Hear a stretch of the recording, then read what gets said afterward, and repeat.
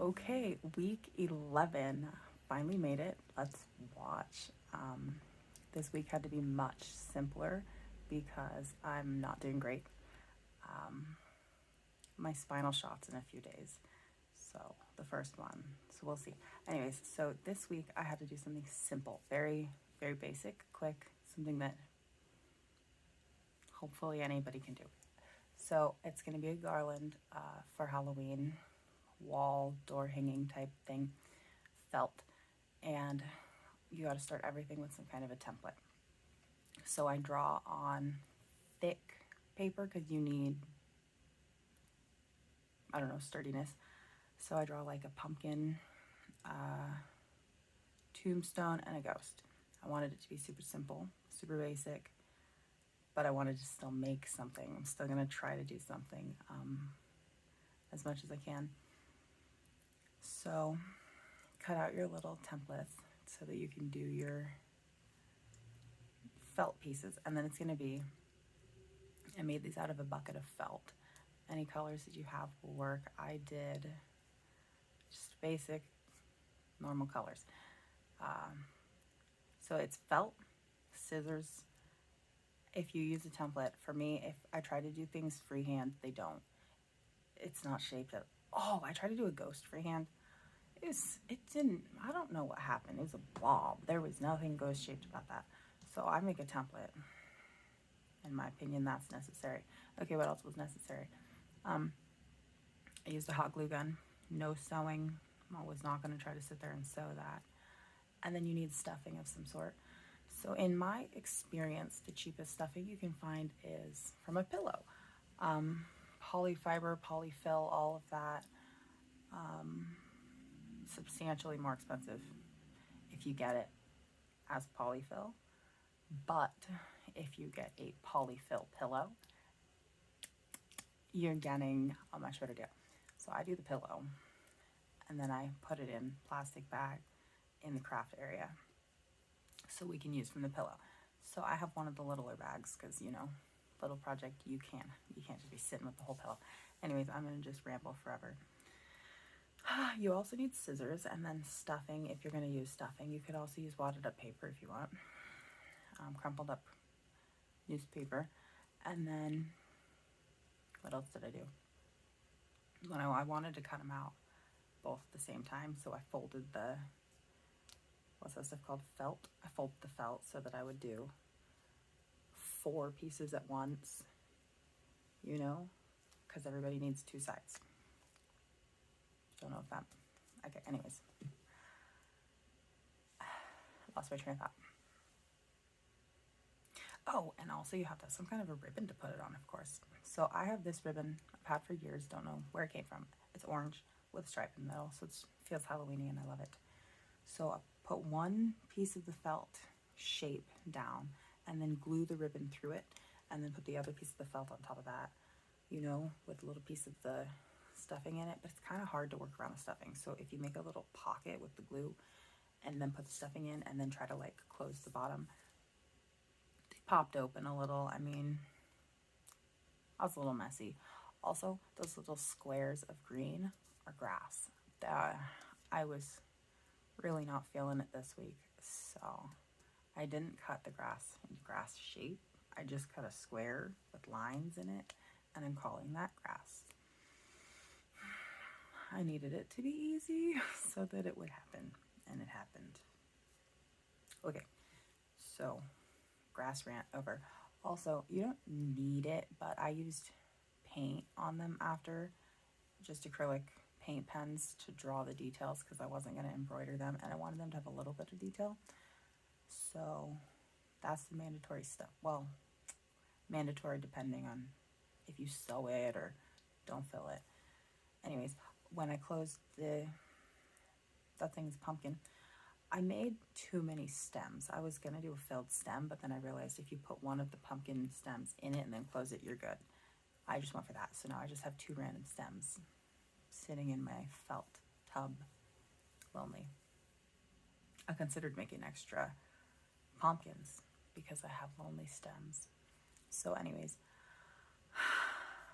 sad rant aside, I wanted them to be relatively evenly spaced, so I did the very accurate measurement of hand finger estimation such.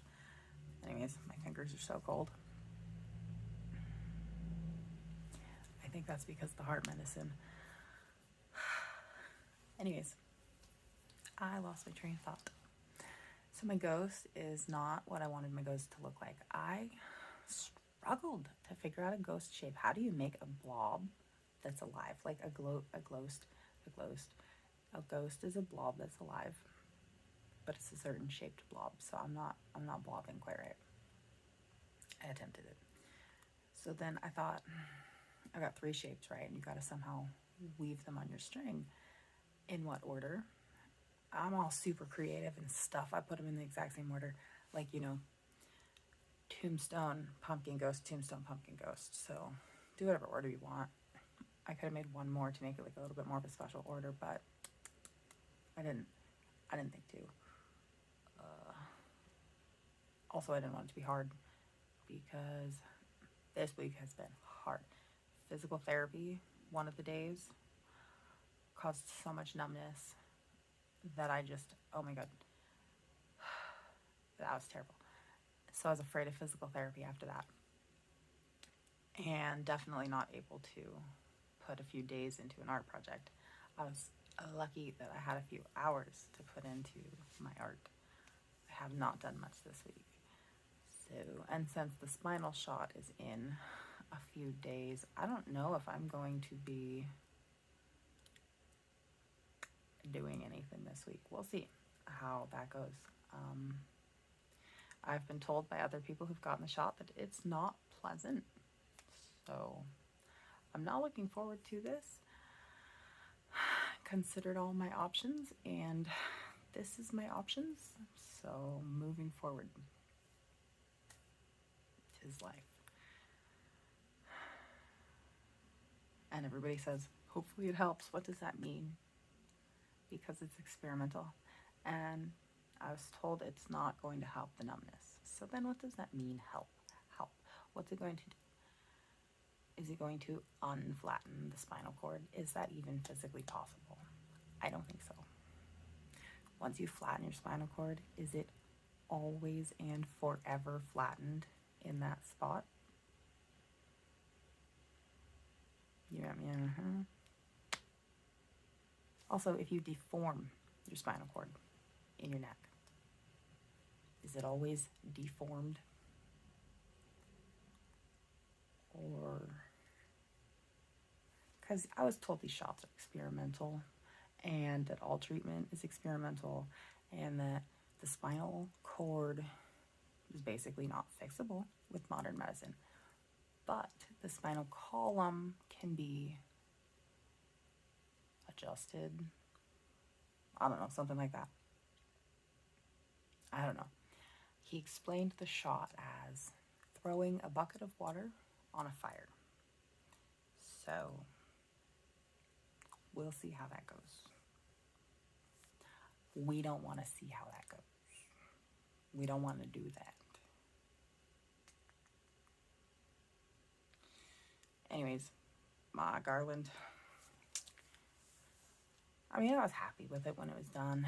It's cute. It hangs in the kitchen. I like having these little pieces. That's not what I thought when I originally put garland on my list of things to make. I had big plans of a beautiful, flying looking, tons of bats, lace wings, lots of sewing. Yikes. But so much pain medicine that I can barely think. So thinking to do a project is really hard. But I did one. So what can I do next? We'll see. I love these paint pens. These ones are not fabric pens because this thing's never going to get washed. If you, for some reason, plan to wash your garland, I do not recommend that. You need fabric pens. Also, don't use hot glue and throw it in the wash. That's not a good idea. But why would you wash your garland? So anyways, my all train thought cars drove over the cliff. I have no train thought cars left. It's been a long day. I had physical therapy today too. It was pretty good, though, you know. I don't really know how to advocate for myself when I'm asked if things are going well. I don't always know how to say no. So I've been working with someone who's pretty good. She's got very mom vibes, so she can kind of assess when I'm not comfortable speaking. I don't know. Like there was this one girl in there today. I think she was like everybody's boss. I don't know. She's a little scary. And when I left, some guy was yelling at her for being mean to him. I get it. She's a little scary. But how do you tell someone that? Well, he yelled at her. I just say nothing. Here's my cute garland.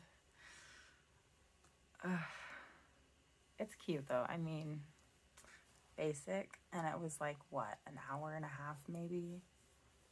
Maybe an hour. I don't know how long this took actually. Don't remember. It wasn't very long. So we'll see if I do something next week. Bye.